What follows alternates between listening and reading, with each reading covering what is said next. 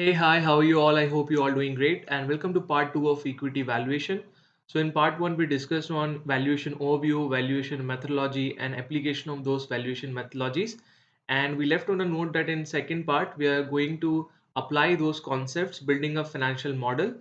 So in this video, let's see what we are going to cover. So first we will prepare financial statements on a very high level, then we'll do DCF analysis on that. We'll do relative valuation analysis as well. And then at the end, conclusion. So I'll just jump to the Excel. Okay. So first of all, I'd like to remove these grid lines. Looks neater that way. So let's say we are valuing a company called ABC Technologies. So with the name, I think it's obvious that this company is in IT sector. Okay, so we are going to build three financial statement comprises of income statement, balance sheet, and cash flow statement. Okay, so first we'll start with income statement. So we'll have revenue. Then on a cost side, we'll take salary cost because for IT company salary cost is the significant cost. Then we'll take SG and A, which is your selling, general, and administrative expense.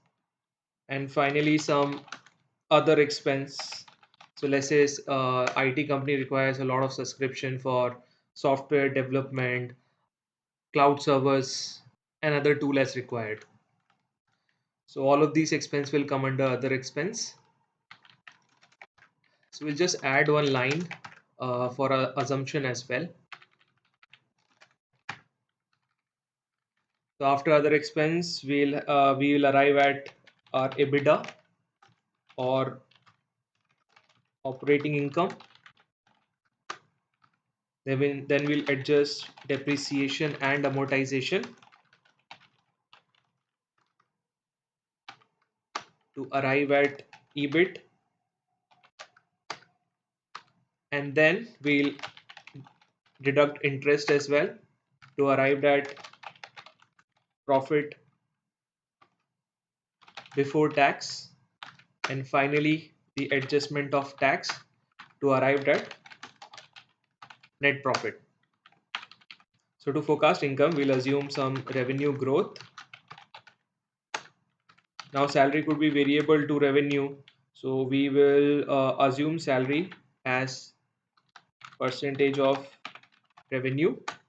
So let's say this ABC technology is supporting some US client or European client and working as an KPO. So in case of any additional project, they would require additional resources. So that is why we are keeping the salary as percentage of revenue. SGA&A cost not necessarily increases with increase in revenue. So we'll just give them some growth percentage for forecasting purposes. Same with other expenses. So let's say year 1 to year 10.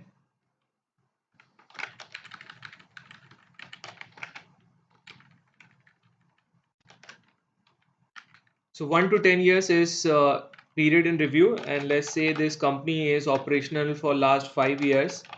So year 0 is the previous year.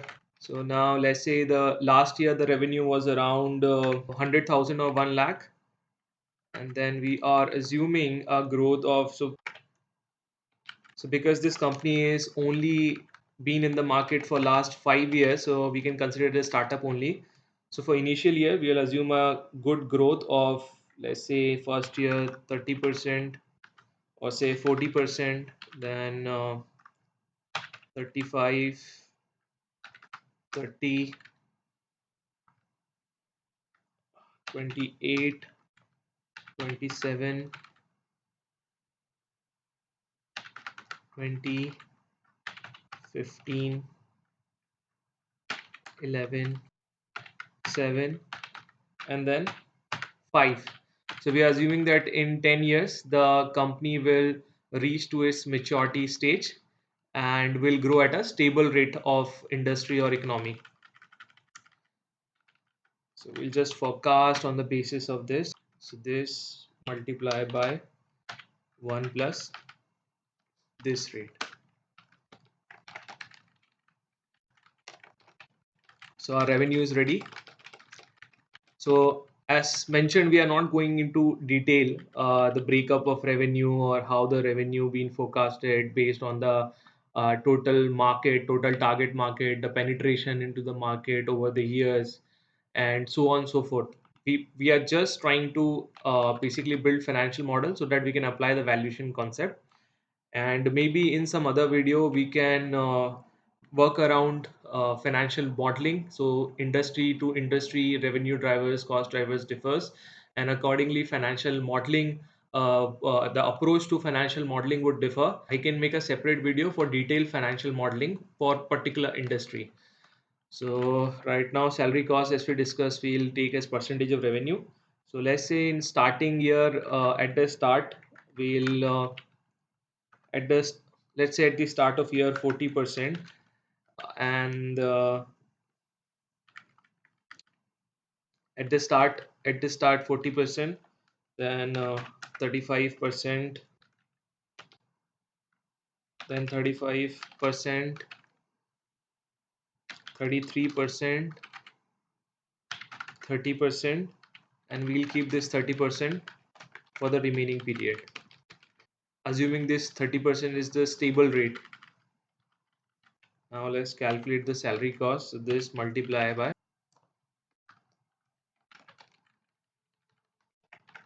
so this is your salary cost.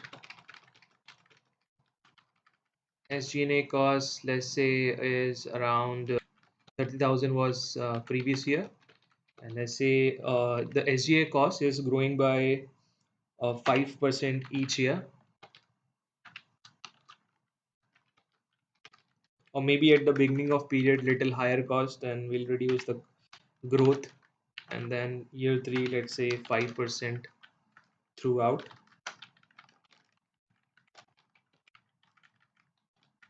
Okay, so our SGA cost will be this multiply by 1 plus the growth rate, which is 10% over here.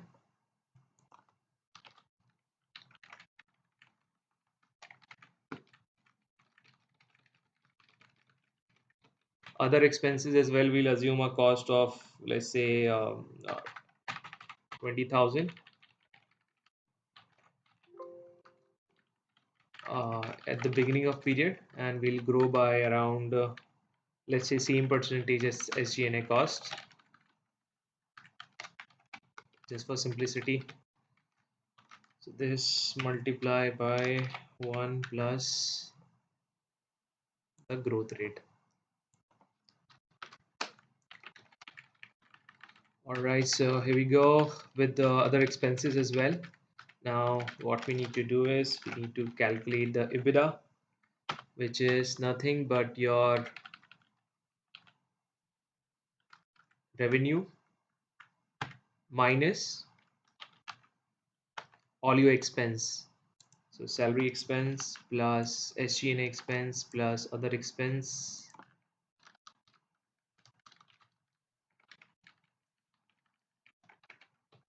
So this is your EBITDA. Let's do a sense check of what EBITDA margin we are coming at.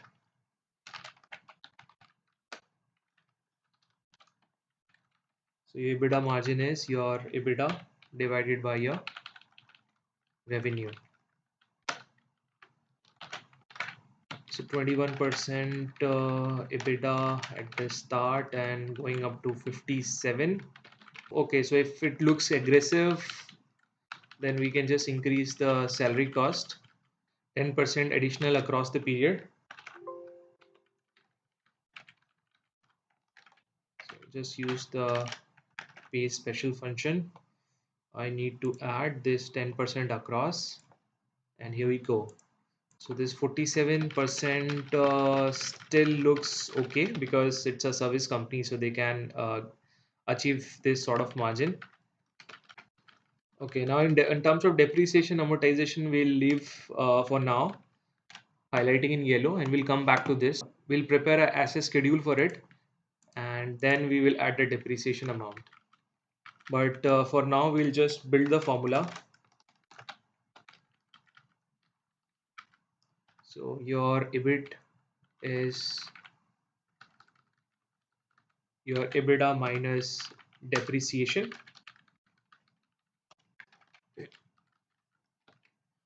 Profit before tax is EBIT minus interest.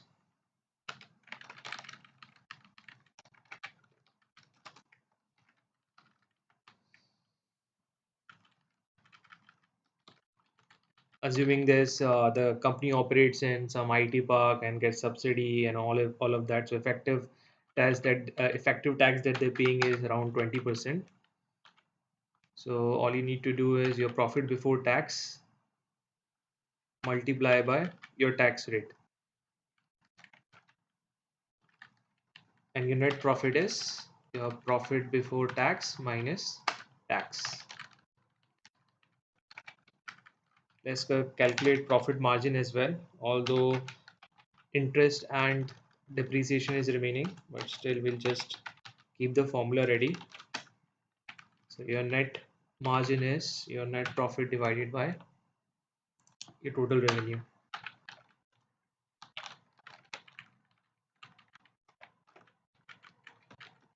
All right, so a net margin of 38% without depreciation and interest.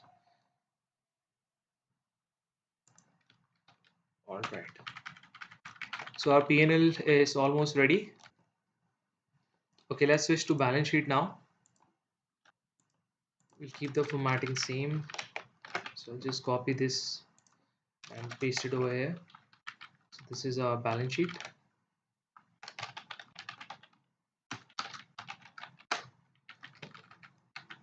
Okay, so again, in terms of balance sheet, we are going to keep minimal item. So let's say fixed assets, and it comprises of your tangible and intangible assets.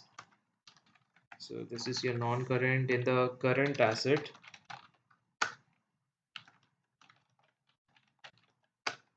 we'll forecast receivables.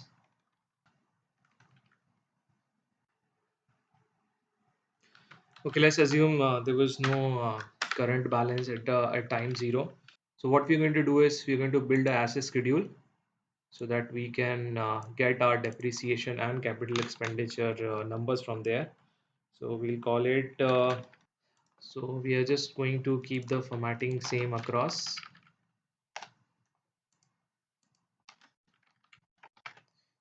So just okay, so this is our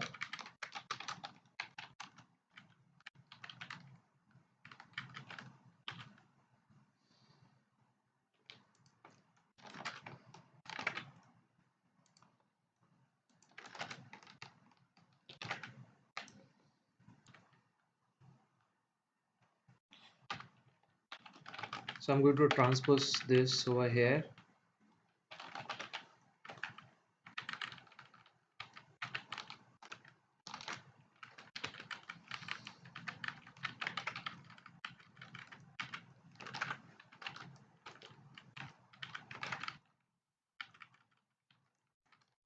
So let's see what all input we need. So we need the capital expenditure, and the second input would be the life of the asset. And on the basis of that, we will create a depreciation schedule. So year one, let's say we incurred a capital expenditure of 100,000, then followed by 15 year two. Then for few years we didn't require the capital expenditure, then some capital expenditure in year 6,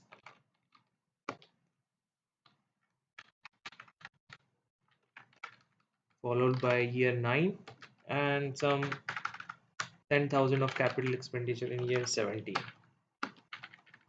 All right, so life of the asset is, let's say, 10 years throughout. So this capital expenditure include The capital expenditure related to both tangible and intangible asset comprises of, let's say, some software, furniture and fixture, leasehold improvement, etc., etc. So whatever capital expenditure you can think of are all included in this. So we'll calculate the depreciation on a straight line basis. So this divided by this. So this is your depreciation, and you will calculate it depreciation for 10 years. The second one is, yeah, the same formula over here, but you are, since you are incurring this in year 2, so we'll calculate from year 2. So because we are forecasting for only year 10, so although the depreciation will extend to year 11, but it's not under our scope. Similarly for this, so we will incur this expense in year 6. So this divided by this.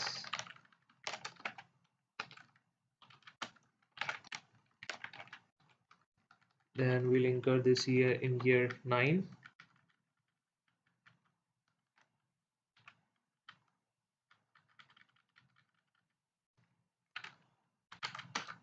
And then in year 10.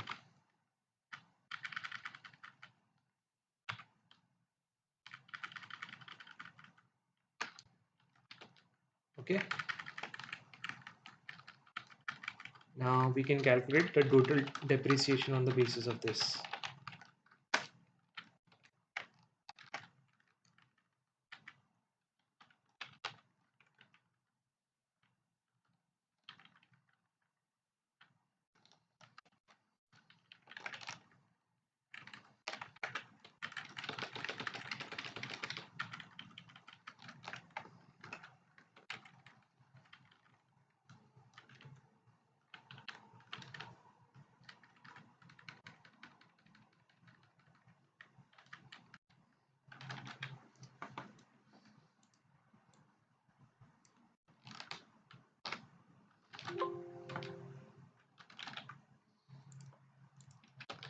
Okay, now we have the depreciation figure, so we'll link the depreciation figure to our sheet, income statement, and there we go.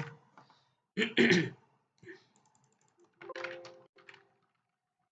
we have the depreciation figure ready as well.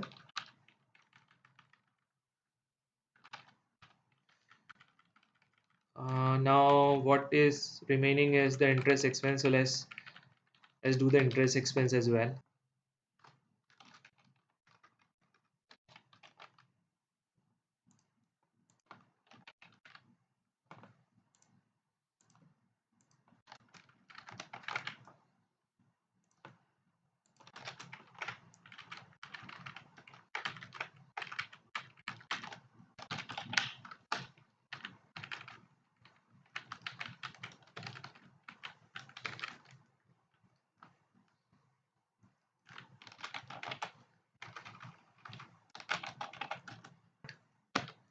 Here we go. Now I'll also include time 0. So that would be your opening balance.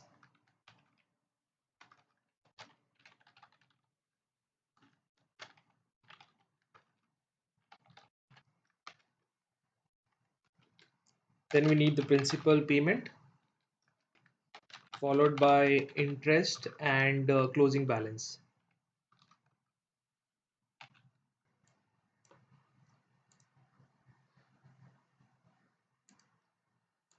I'll just use the same formatting.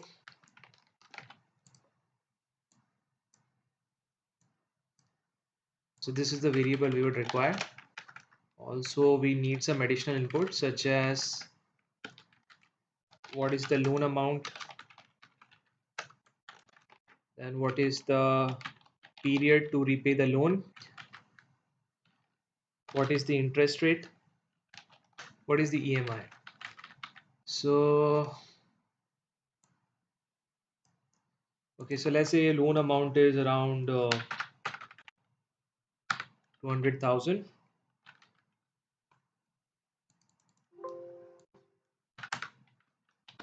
The period is 15 year. The interest is let's say 8%. So what would be our EMI? So our EMI would be, we can use the PMT formula.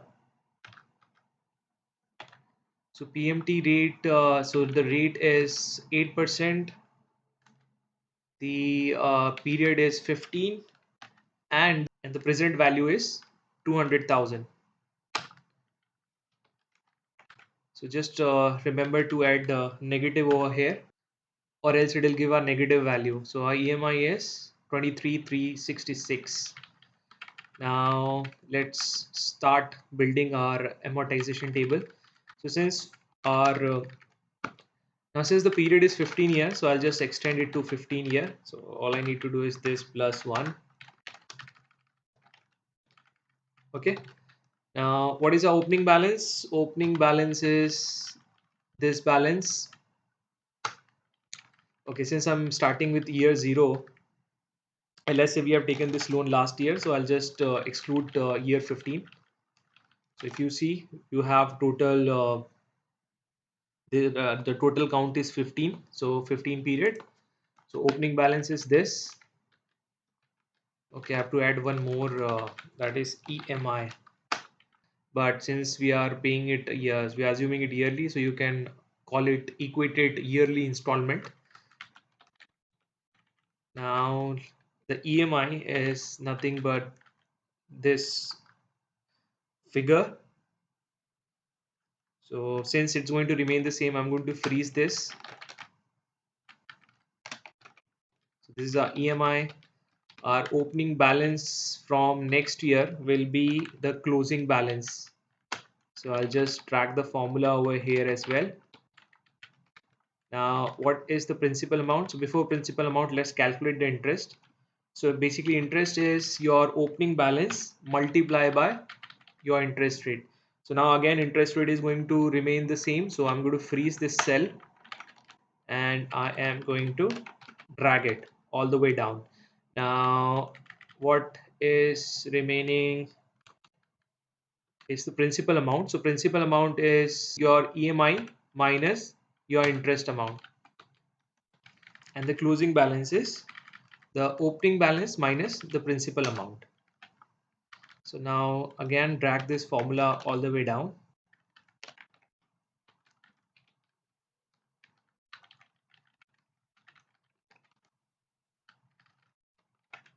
Right.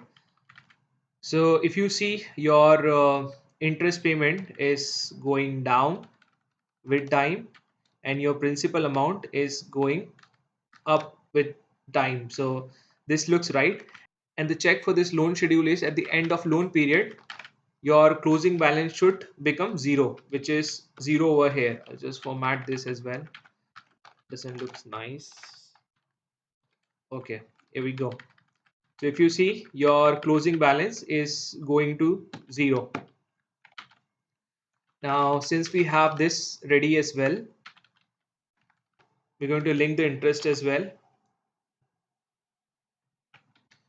Okay, so to pull the interest rate, we'll use the lookup function. So lookup value is year 1, year 2, year 3. So lookup value is this. Then the lookup vector. So we need the Excel to look the years. In this vector, we'll freeze it. Then the result vector is over here, which is our interest. We're going to freeze this as well. And here we go. So all we're going to do is simply drag the formula and see if it is pulling out well. So 15,411,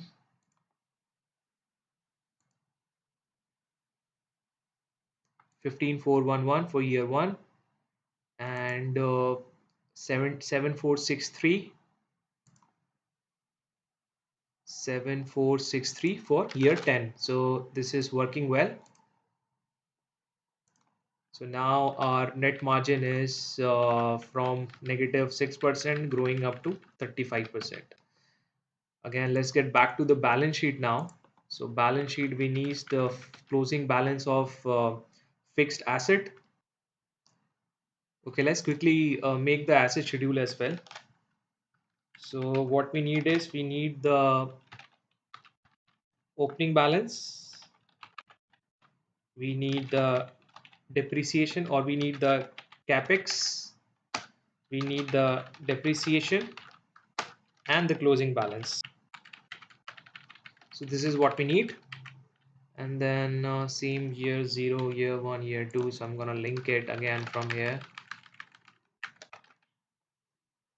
I will copy paste the format as well.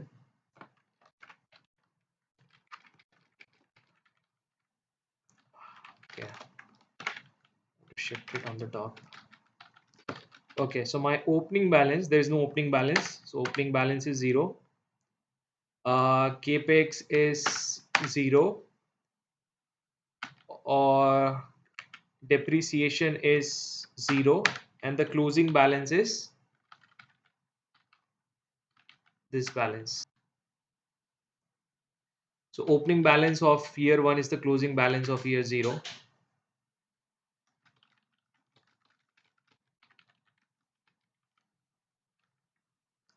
And the opening balance will be the closing balance of last year. So we have the closing balance. Capital expenditure we have to pull out. So we are again going to use the lookup function. So the lookup value is this. The lookup vector is over here. We're going to freeze it. The result vector is over here. Again, we're going to freeze this cells, and here we go. Or what we're going to do is we'll keep this 0 to avoid confusion. Okay, so anyways we don't need the year 0, so I'm going to delete it, and I'm going to drag this formula. Now it is capturing the value year 2 50, year 6 20, 20 and 10, 20 and 10. So this formula is pulling the values right. Now depreciation I am simply going to link from over here. Now what is your closing balance? Your closing balance is your opening balance plus your capital expenditure minus your depreciation. So this is your closing balance. Is the opening balance? Okay. So I'll just drag this formula. So this is your details on depreciation. So now what we are going to do is, for the balance sheet, we will just simply link to this schedule. So the closing balance in year 1 is this. I'll just format it, and all I'm going to do is drag until year 10.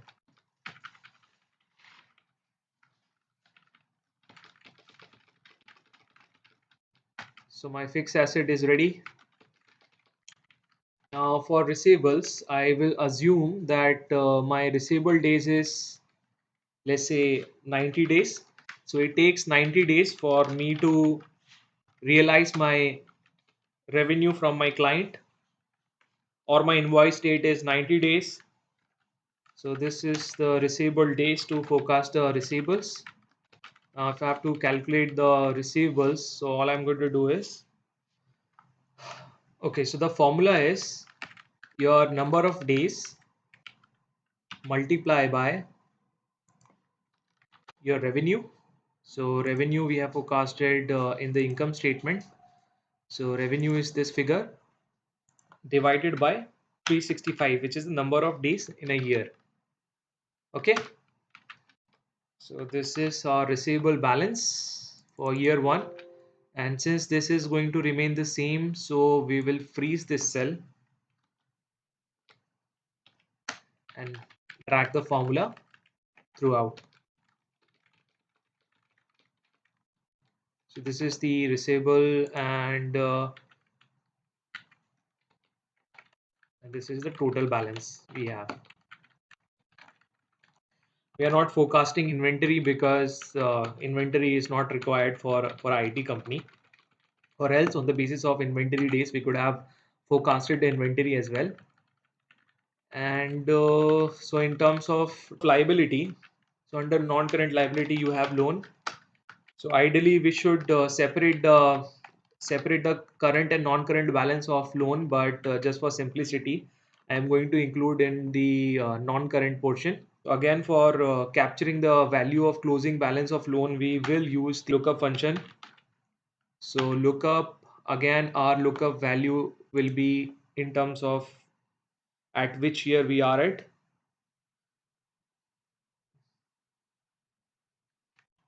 comma, the lookup vector is what we are looking at, the closing balance of the loan. So this is going to be our lookup vector, and the result vector, as I've said, we are looking at the closing balance. So I'm going to freeze this as well. And here we go. So all I'm going to do is drag the formula. Okay, let's just check the balance. So 184 year one, 184 year one, and at the year end of year 10 is 77,391, 77,391. So it's looking fine. So we have the non-current, we have the the forecasted loan balance as well, and in current liability we will just add payables. Okay, so this receivables include all type of receivables and payables include all types of payables. This is our assumption. 30 days. Now, now, now generally to calculate the payables, we use the cost of goods sold. But since for IT companies, cost of goods sold is not really applicable.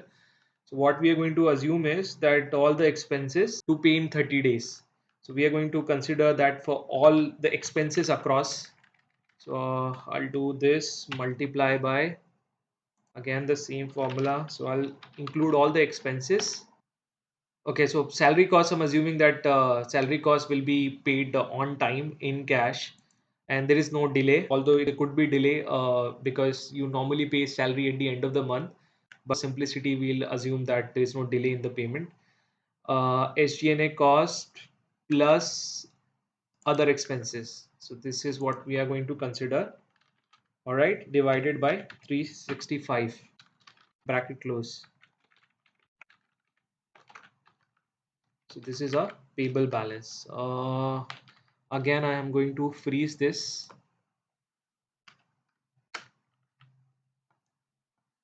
right? So this is a payable balance, and that is how we'll arrive at a total liability. So our total liability is the sum of this plus this.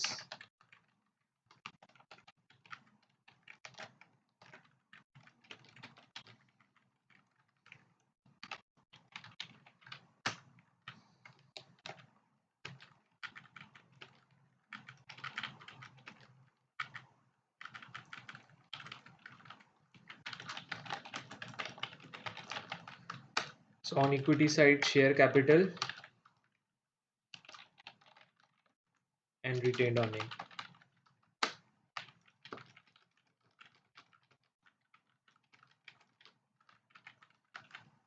Okay, so let's forecast for time zero. So let's say time zero was share capital was around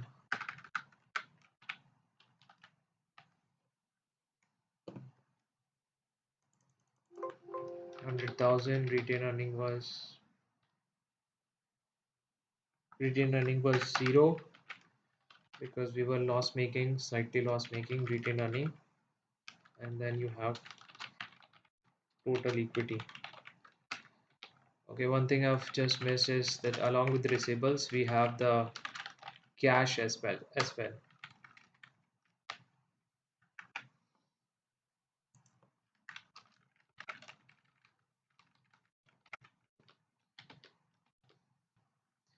So your tangible asset was zero. Receivables was, let's assume, was zero. cash balance will be the balancing figure. Loan amount we have. So loan amount I'll just simply take from here. The time zero closing balance was 192. I'll assume 0 for simplicity.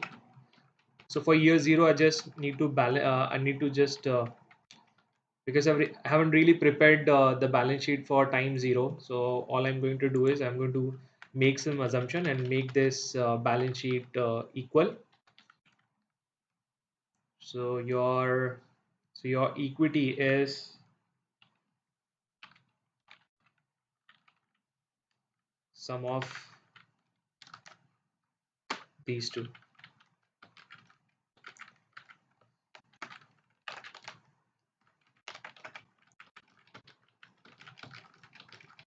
Okay, we'll equate the balance sheet. So the check is, so the total of equity and liability. Okay, so the total of equity and liability. So a liability is this plus this.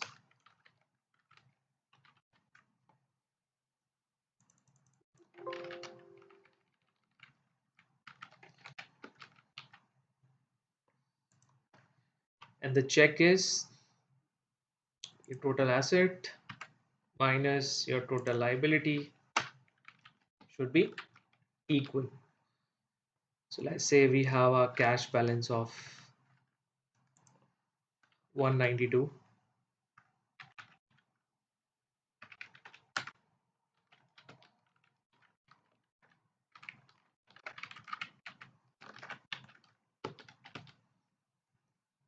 Okay, so that is how a balance sheet is tallying. Now we are going to focus the cash flow.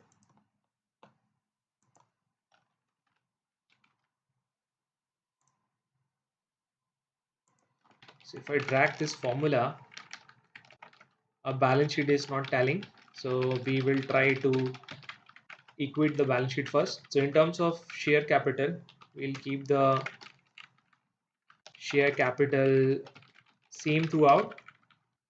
So we'll make a schedule for retained earning as well.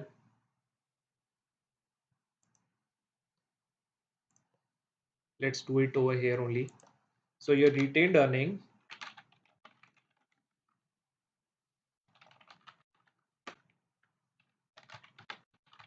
so what we need is the opening balance,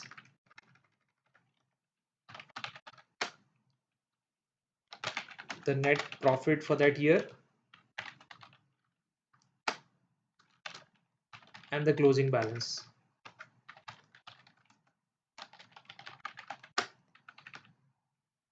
Okay, so opening balance is 0 in our case. The net profit for year 1. So net profit for year 1 is this, which is negative.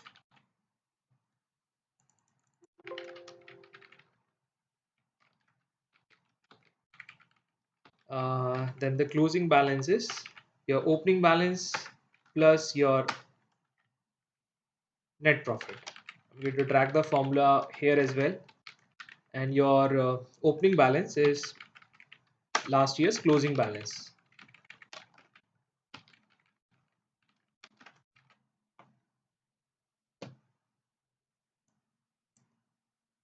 All right, so we have the closing balance for retained earning as well.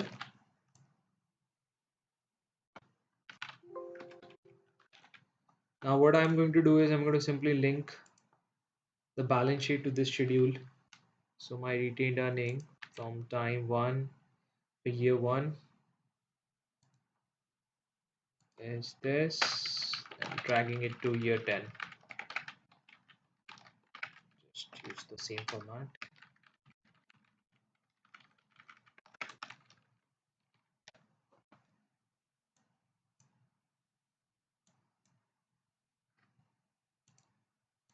I think it's in decimal, that's why it's creating a problem. So we're going to reduce the decimals.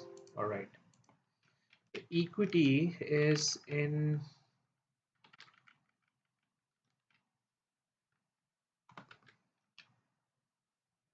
just a minute. I think there was a formula error.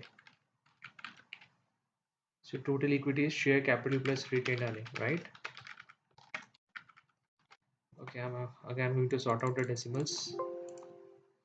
So this we need to change because this 100,000 difference.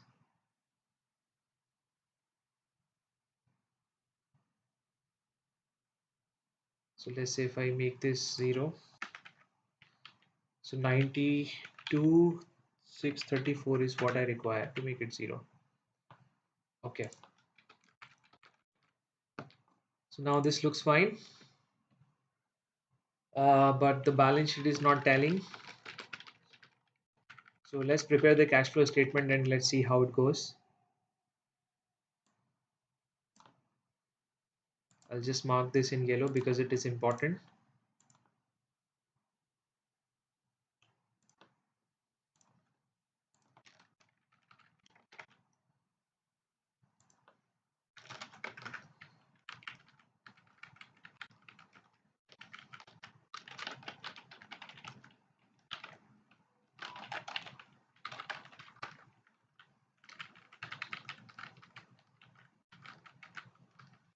Okay, so what we need is we'll start from net profit, then we'll add depreciation, which is a non-cash item, adjust the change in working capital,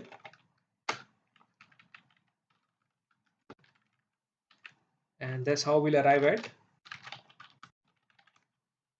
cash flow from operating activities.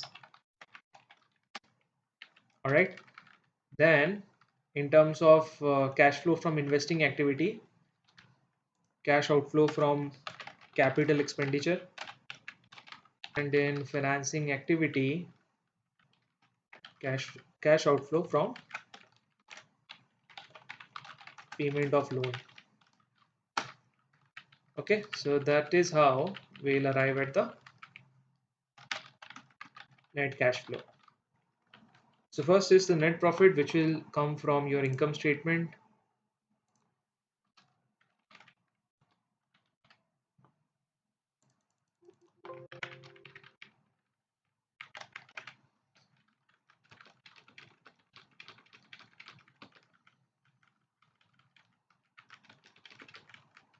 We'll add depreciation.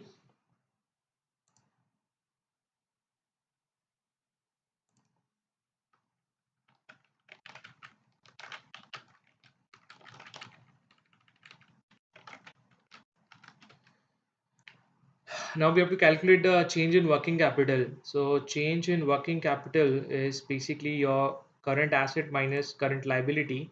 Okay, so let's calculate our working capital over here. So the in terms of working capital, you have receivables. So this minus this. So that is what we have in terms of working capital. So this is our working capital. Now we have to calculate the change in working capital.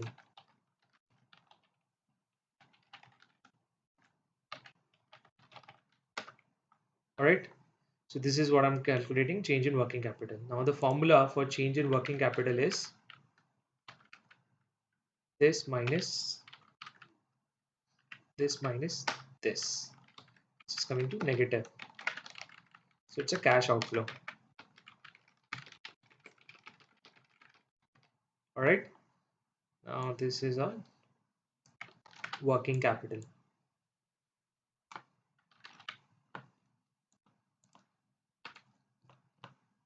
Just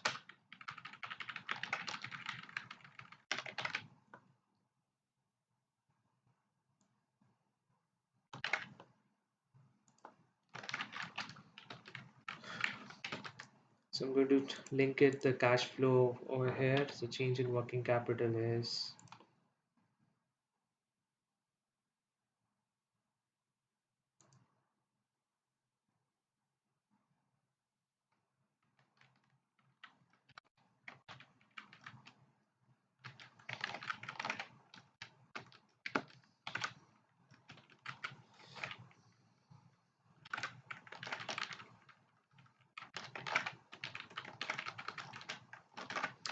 I think we are going to arrive at a net negative balance. Let's see how it goes.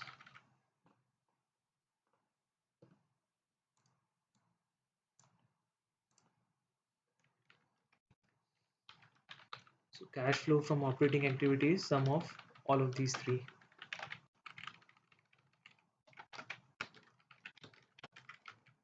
Cash outflow from capital expenditure, we have forecasted that.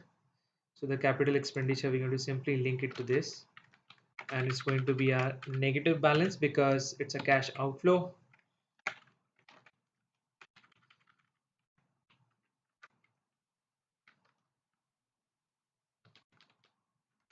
Okay, I'm going to link it again. There's some issue.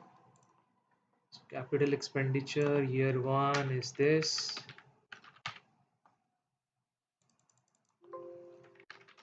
I'm going to drag this as well. And cash outflow from payment is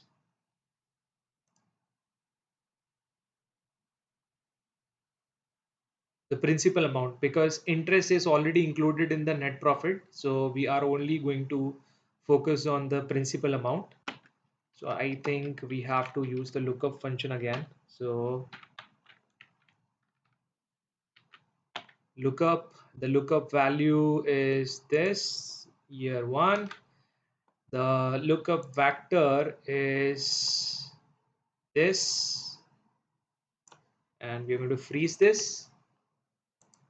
And the result vector is this, the principal amount that we are paying. All right, we are going to freeze this as well.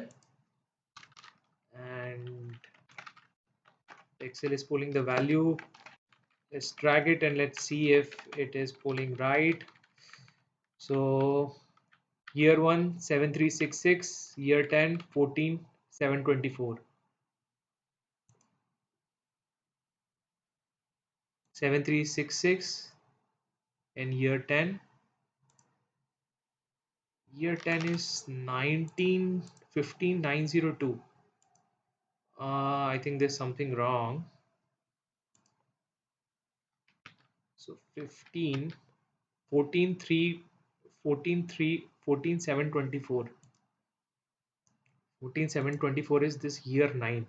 I think we have messed up with the uh, I think we have messed up with the years. So let's see again. So year 1, and then the loan is from A13 to A26. A13 to A26, and and the result vector is D12 to D26. Oh, this is the problem, because this should be this supposed to be same. I think we have started from year 0. That is why it was not pulling the value. So if I correct this formula and drag again, so 15902. So this looks fine now. Now your net cash flow is,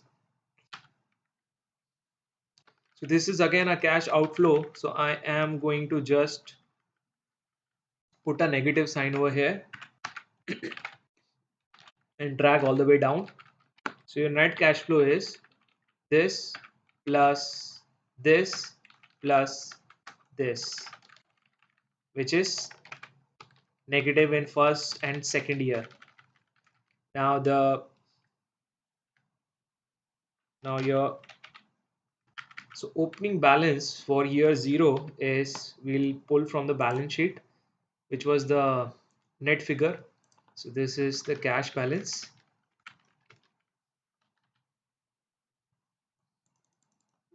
And the net cash flow, which is this balance, and the closing balance, which will go to the balance sheet, is this balance. So this plus this. Okay, we are going to track the formula, but the problem over here is that it is that cash is coming to negative. Okay, so the opening balance is the closing balance of last year. So I'm going to drag this formula. Okay, so for 3 years, the cash is going negative, which doesn't look right. So what we're going to do is we're going to increase the cash balance at the time zero. Just highlight it. Okay. Okay, first let's see whether the balance sheet is tallying or not. So if I have to basically bring the cash balance, so year one, this is the balance as of year one, and I'm going to drag it all the way down to year 10. Now let's see if the balance sheet is tallying. So the balance sheet is not tallying. There is something wrong. So we have to correct it. So when I was building the model, if you could have noticed any discrepancy or any linking, then it is fine, or else I'm going to figure out. So what looks wrong? Okay. So first of all, this balance should not be negative because we are getting profitable and this balance is negative. So I think I have messed up with some formula. So sum of this and there's a negative balance which should not be there. So I think I have to remove this. This looks fine. Still, there is a negative balance. So here it means there's the balance sheet check is not clear. So let me see what else is going wrong. Okay. This should not be negative. I think, okay. This is linked to asset schedule. So I have to basically link this to cash flow statement. So the closing balance for year one. Still, there is a negative balance of 200,000, and I know why. And the reason is because this negative balance is year one, zero. So first we have to sort out this year zero problem, which anyways we were doing on the basis of what is the remaining balance required. So I'm going to make this cash balance zero. And so what is the balancing figure? Balancing figure is 292. So I'm going to simply copy paste this as a cash balance. It is in negative, so I'm going to remove the negative sign, and now it is tallying. So that is what happens. If there's something wrong, then you just need to take a glance and see which item is not looking right, and then accordingly you can adjust your formula. So our balance sheet's telling, and we are done with income statement, balance sheet, and cash flow statement. So now we will jump to valuation. And now in terms of valuation, so what I'll do is I'll prepare the DCF working over here as well, because we have all the numbers which we require from the income statement. Okay, so now we are going to calculate the FCFF. Okay, so now since we are arriving at FCFF formula, we will start from EBIT.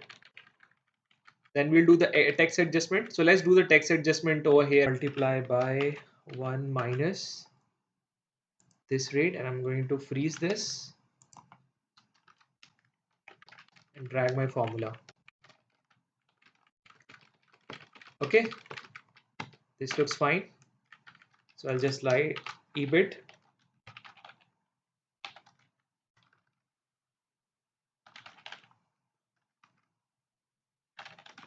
EBIT adjusted for tax.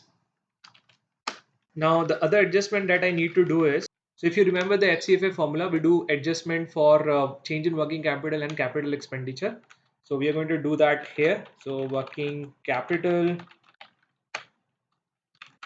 capex requirement, and also since depreciation and amortization is a non-cash item, so we are going to add that.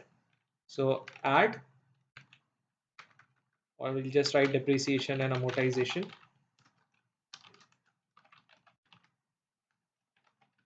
Depreciation and amortization. So I'll just do the spell check. Make this okay. So depreciation, amortization. So change in working capital we have calculated.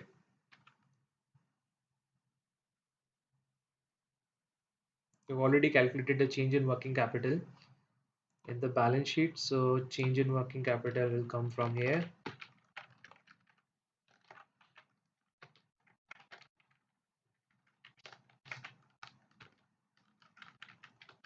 Okay, capex will come from here. This is again going to be in negative.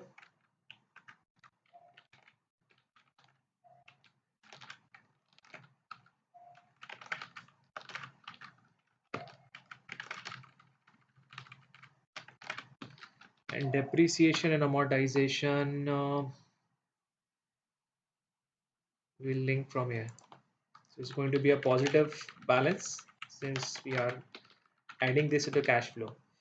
Cash flow statement balance is positive. Okay. Now,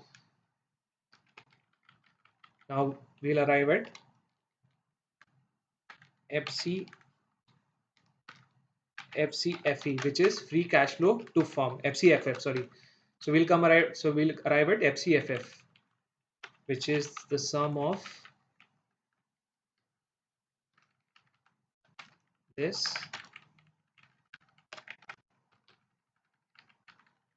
Okay, so this is our FCFF.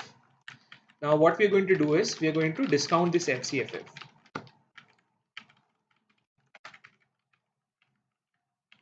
But before that, I want to raise one question. Now we are forecasting for 10 years, but the business is going to continue even after the 10 years, beyond the 10 years.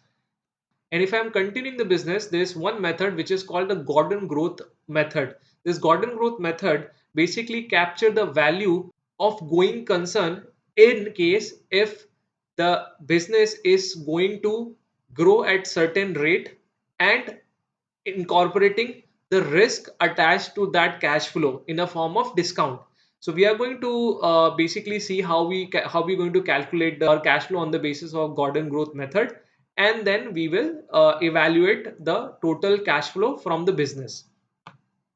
Now let's see. Okay, so let's first calculate the terminal value because we have the free cash flow to firm for the discrete period for 10 years. Now what would be the value at the end of forecasted period? So now since I am assuming the second scenario where I'm going to continue operating this business and I'm going to use the Gordon growth method. So the formula for Gordon growth method is your last year cash flow, which is this. Okay, so I'll just write the Gordon growth formula. So the GGM formula is the last year cash flow applying a steady state growth. So last year cash flow multiply by 1 plus your growth rate and then divided by your discount rate minus your steady state growth rate. So when we are going through the formula, we have discussed the two variable. First is the steady growth rate and the second is the discount rate. But we haven't arrived at discount and the growth rate yet. So we are going to do that before arriving at the present value of FCFF and terminal value. So let's build our discount rate over here. We discussed in first part the formula for calculation of cost of equity and cost of capital. So for cost of equity, we'll use the CAPM formula. So for CAPM formula, what we need is, so we need risk-free rate, we need beta, then we need the market return, and we are going to apply some additional alpha. I'll explain this later.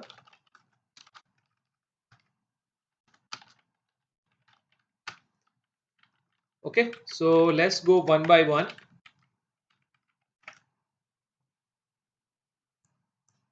So for risk-free rate, so risk-free rate is a rate which is risk-free. So let's say if you invest in equity, there is a risk. If you invest in let's say fixed deposit, yeah, and if that fixed deposit is with some NBFC like Muthoot Finance or Ujjivan Finance, so there's a risk involved, right? But what about government bond? If you buy a government bond, is there a risk? Probably not, because the government is not going to default. So what we're going to do is Since our projected period is for 10 years, okay, so all I'm going to type is 10-year bond yield India.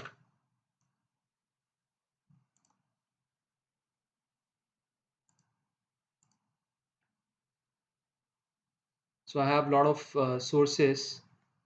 I'll just uh, so there are a lot of sources. I'll just use the trading economics.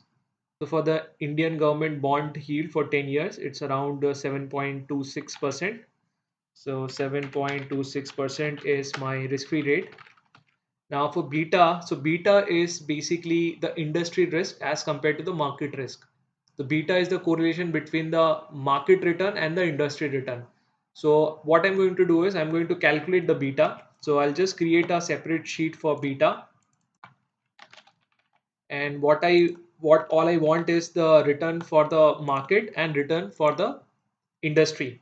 So since our company comes under IT sector, so I'm going to look for the return in the IT sector. So now to download the daily prices for Nifty, IT and Nifty, what you need to do is you need to go to Yahoo Finance, because it gives an option to download the data in Excel. So that way I like using Yahoo Finance as a source. So all you have to write is Nifty 50. So this is Nifty 50. Click on this. Then what you have to do is you have to go to historical data, and then change the frequency to weekly, because we are going to consider 5 years. That is why if you take daily, then it would be too much of a data and could be volatile. In case if I do it on a monthly basis, then the data point would not be sufficient. So that is why I am considering weekly as a frequency and considering 5 years, last 5 years. So I'll apply this and download the data. I'll open this file.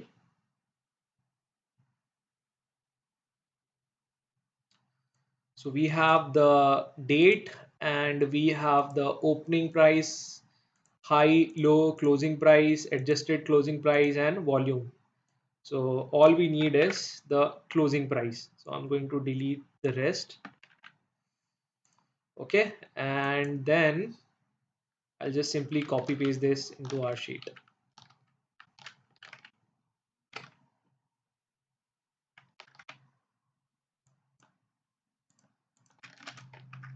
So we'll call this daily prices for Nifty 50. So Nifty 50, because Nifty 50 is the benchmark for Indian market. So these are the daily prices.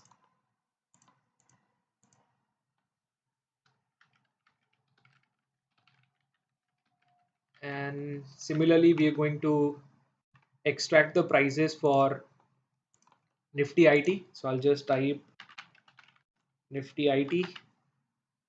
So here we go, Nifty IT.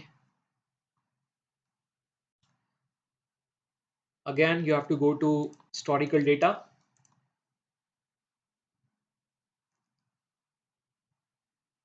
frequency,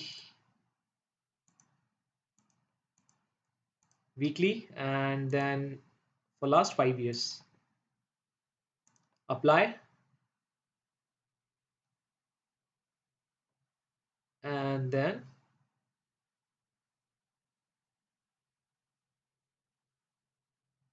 download the data.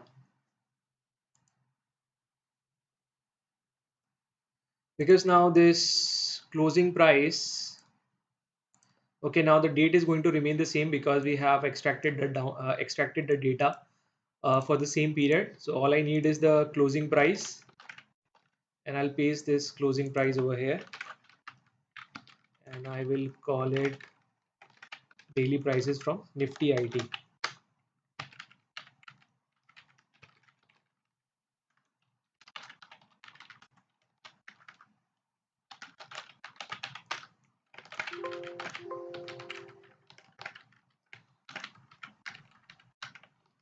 Okay, then so now we'll calculate the return. So first we'll calculate the return for Nifty 50, and then we'll calculate the return for Nifty IT.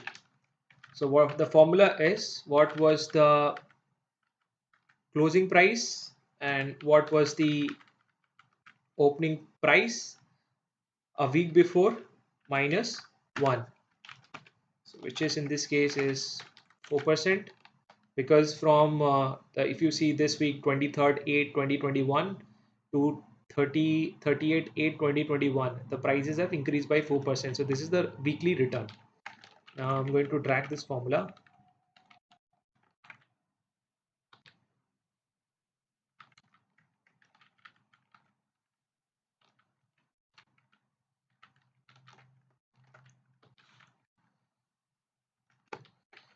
Okay, so you have the return from IT, and the same I'm going to paste for Nifty IT.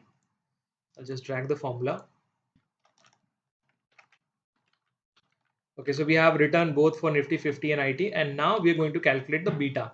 Okay, so first let's understand this. When we are talking about the beta is the correlation between the market return and the industry return, which is in our case is Nifty IT. Okay, so to do that, we will use a formula called slope formula. And if you see, the slope formula returns the slope of the linear regression line through the given data point. We'll regress the return from market and Nifty IT. So our known X is this. I'll just freeze this. I'll just freeze this.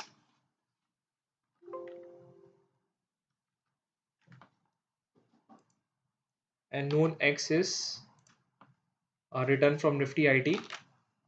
Again, I'm going to freeze this.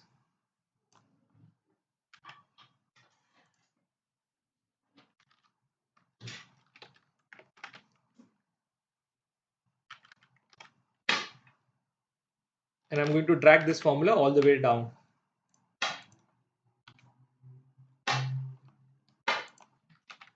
So this is the beta for each of the week for 5 years, and let's see what is the average.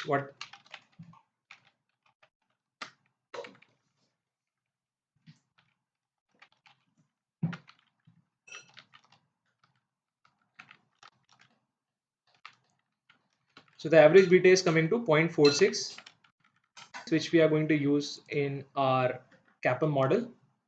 So beta, link to this. Okay, so for market return, we'll see the what is the market return for Nifty. Although we have the prices, we can calculate that, but we want to see the long-term return on the Nifty. So Nifty long-term rate of return. I think we can use this source.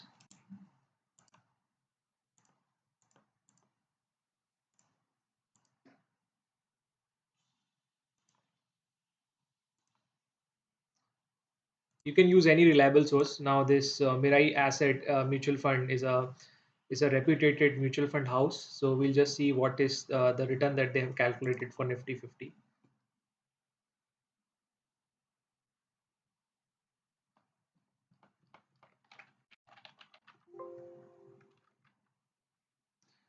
Okay, so what it's saying is that the chart below shows the performance of Nifty 50 total return index adjusted for dividend over last 20 years.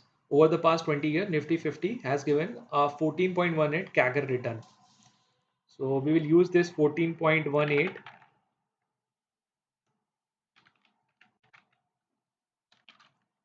as a market return. Now, please note that the beta is for Nifty IT and Nifty 50, and the market return is the return for Nifty 50. Now, because these inputs are coming from the market and these inputs are on the basis of listed public companies. However, because we are valuing a relatively small company which has just 5 years of history, so the risk of the public companies listed in the market and risk of our subject company is not going to be the same. So because of this size factor and because of other factors, when we compare a publicly listed companies with a private companies, what we can do is we can apply an additional risk, which which can be called as alpha. So I'll just on a judgmental basis I add 5% more to the alpha, and then I will build the CAPM formula. So the CAPM formula is risk-free rate plus beta multiply by your risk premium, which is market risk premium, which is market return minus your risk-free rate, okay, plus the alpha, which is coming to 15%. So this 15% doesn't look reasonable for our subject company. So what I'm going to do is I'm going to increase this to 10%. 20% still looks fine. Now this is the cost of equity. Now for cost of debt, we just simply pull the value from, okay, we have to also assume debt to equity ratio. So debt to equity ratio, since at the start, at the beginning of, because the business has just started, so they required some loan. But going forward, the loan is not really necessary in requirement for such type of business. But still, we'll take a debt to equity ratio of, let's say, so let's say debt to equity ratio is 1 divided by 10. So debt to total asset, let's say, is 10%, and equity to asset,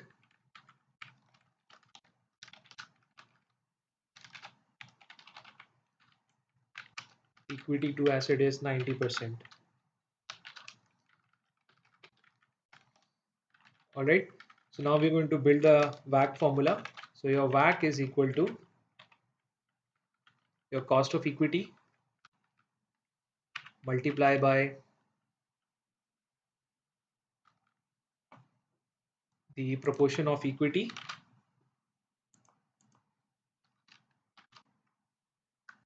plus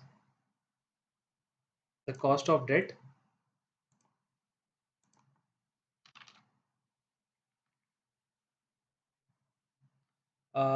multiply by, we'll do the tax adjustment. So 1 minus your tax rate is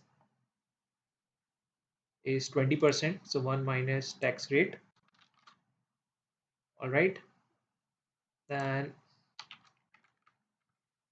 this multiply by the proportion of debt, which is 10% over here, and we'll close the bracket.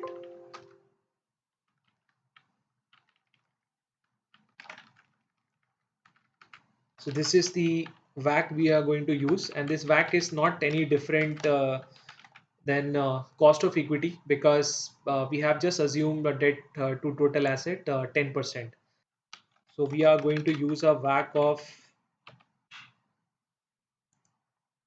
19%, which is coming from here.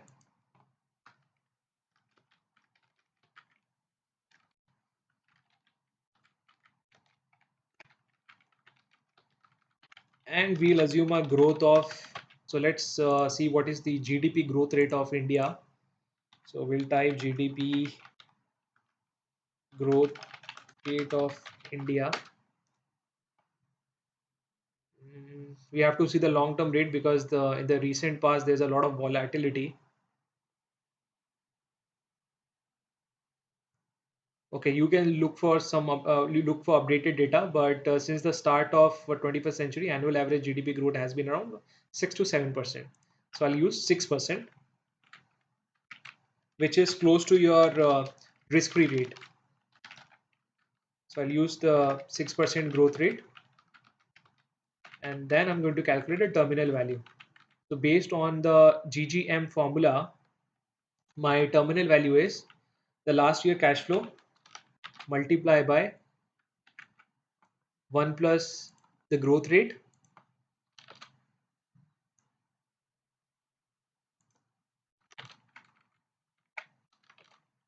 divided by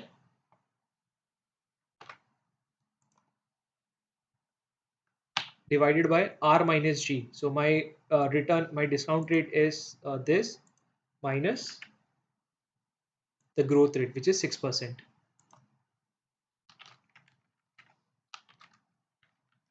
So this is the terminal value, which is around 2 million. Now I am going to discount the terminal value plus the DCF value. So what I am going to do is I will calculate an discount factor. So this is my cash flow. So what I'll do is I'll just calculate the total cash flow.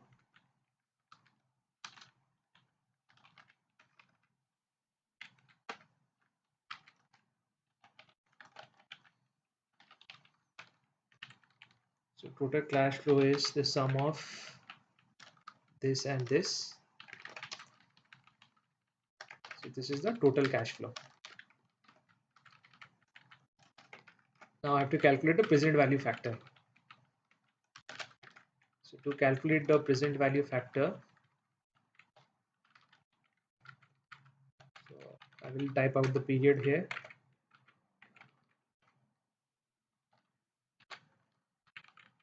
So period 1 to period 10. All right. So let's say the cash flow over here, I have to discount for 10 years. So from year 10 to time 0. The cash flow at the year 9, I have to discount from year 9 to year 0. So this is the time period. So this is my period, and then I will calculate discount factor.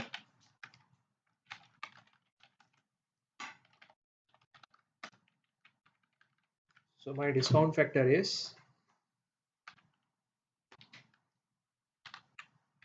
1 divided by 1 plus discount rate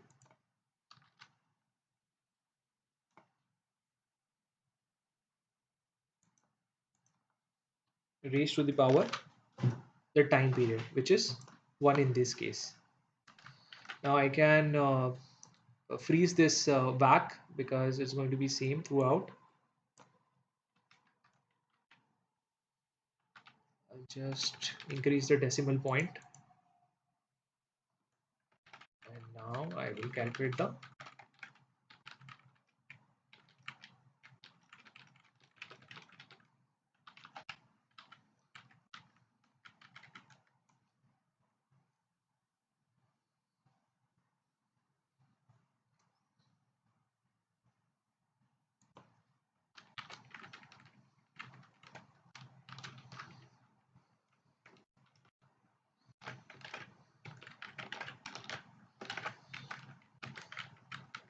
okay. So this is a discount factor. Now to calculate the present value of cash flow, all I need to do is this multiply by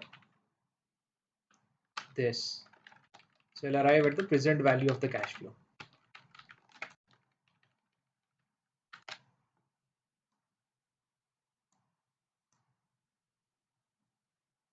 Okay, just take a look over here. So this is the discount period. This is the discount factor on the basis of the WACC, and then I have calculated the present value. Now the total of this value is nothing but the enterprise value.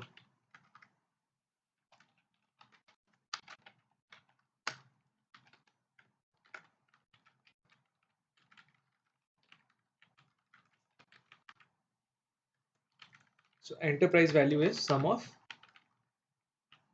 all of these cash flow, which is coming to around 606,000. And to calculate the equity value,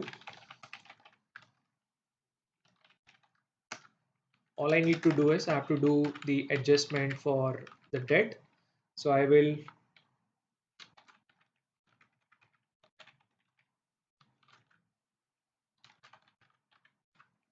minus the debt.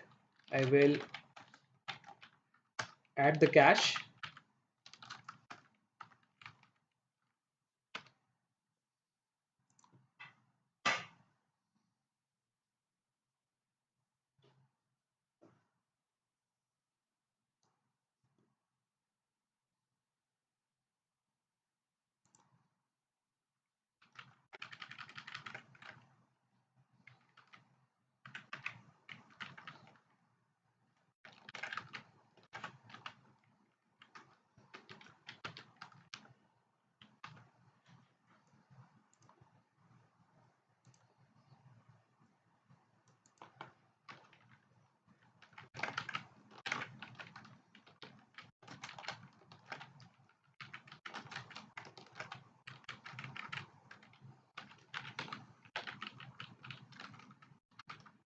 So my equity value is around 706,000, 706.6 thousand. So this is the value of my company. So in case if I have to sell my company, this is the price at which I will do my transaction. Now let's quickly do the relative valuation analysis as well. So I'll make a tab. All you have to do is you have to search for money works for me.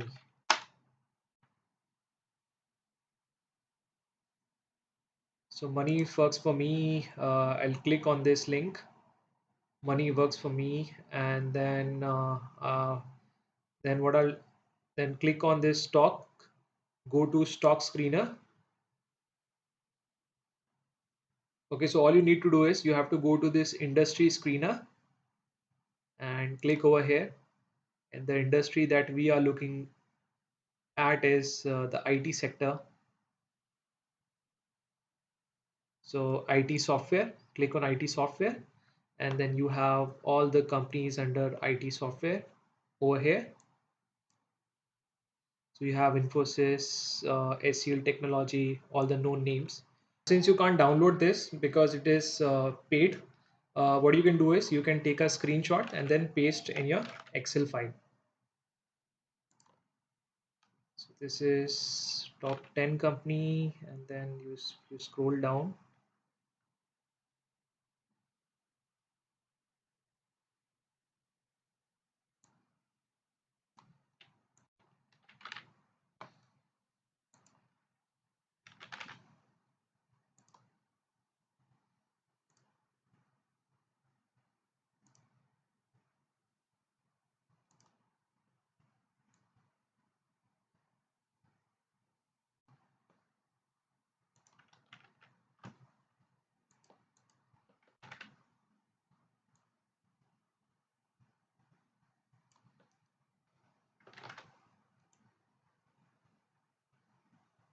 All right, you can, okay, so this way you can paste the screenshot and then you can calculate the relevant multiple.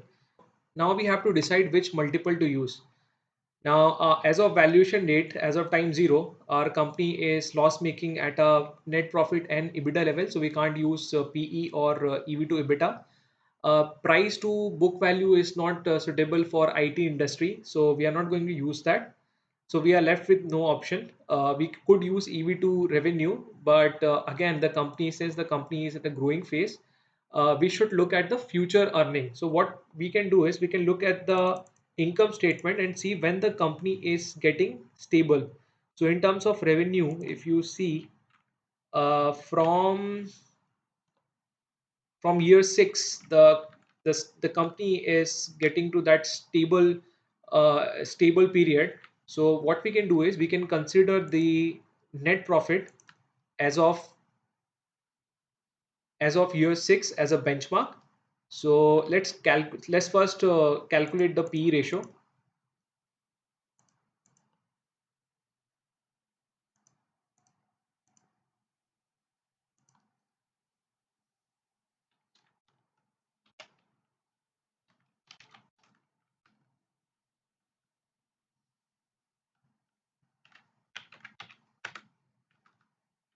So accordingly you have to accordingly you have to type it out.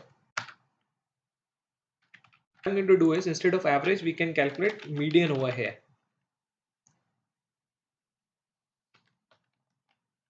So this all comes down to judgment on the basis of how the data, what the data looks like. So I'll just calculate the median. Now, one thing you have to consider over here is that this multiple that we have calculated is basically for public company, a public comparable company.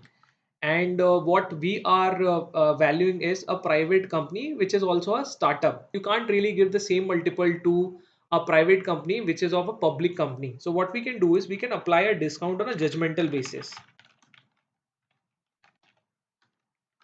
Now let's say if I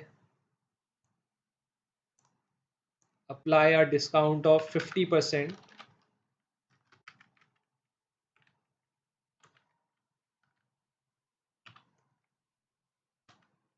then our multiple will come to 15.1. Okay. Now this discount rate is on a judgmental basis, and I'm applying a 50%, which is a significant discount because our company is startup, is not profitable, and whatever the value is coming, whatever value the company is generating from the future, which is uncertain. So that is why I am applying a heavy discount of 50% in this case.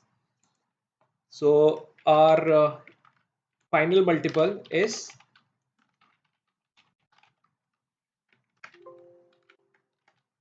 final multiple is 15.1 that we are going to use.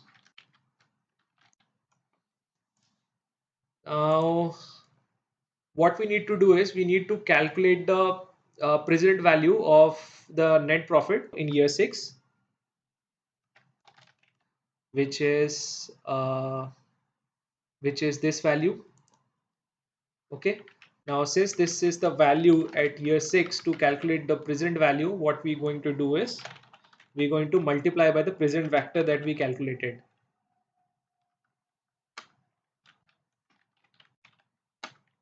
Okay. So basically this multiply by the discount factor in year 6, which is this.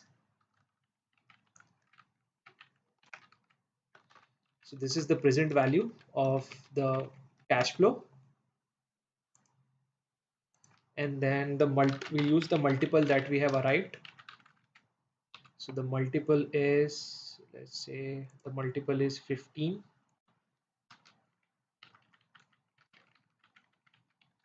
and since we are using the net profit, we will directly arrive at the equity value of the company. So the equity value of the company is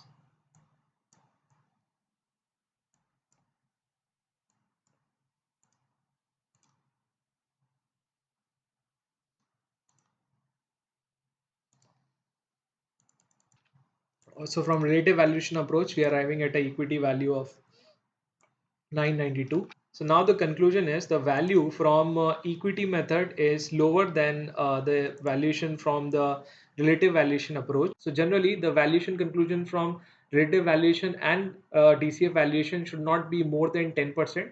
But since here we are working around with a very high level assumptions, that is why it is coming more than 10%.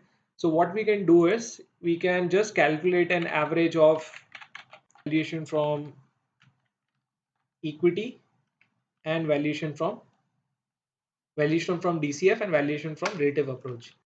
So this could be a concluded value.